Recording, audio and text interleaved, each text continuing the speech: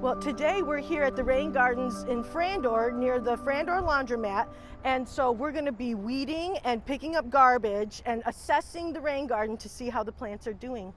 So this rain garden was planted with a bunch of wetland species, and some of them that are toward the bottom of the drain are doing really well. The ones that are on the slope don't have access to enough water to thrive, so these plants have been drought stricken and they're shrinking. They were well established last summer and they're just barely hanging on this summer. So that tells you that the native plants are in the wrong place. We can save those plants and move them to somewhere more appropriate where they'll thrive.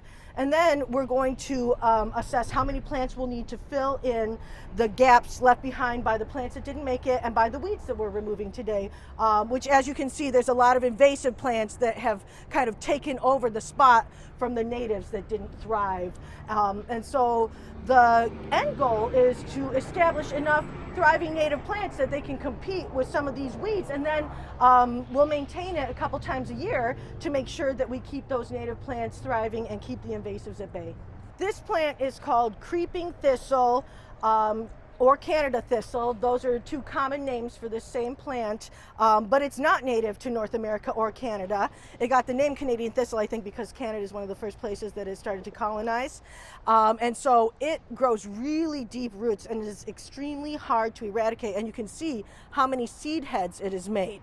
So it's going to take a years-long effort to get this plant under control, but it's actually not that hard to maintain once you've done the initial control.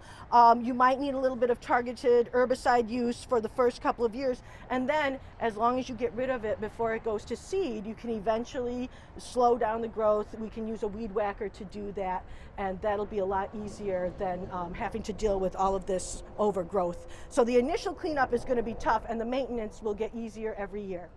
When people drive by and notice the rain garden, I hope that they notice a lot of beautiful, colorful native plants.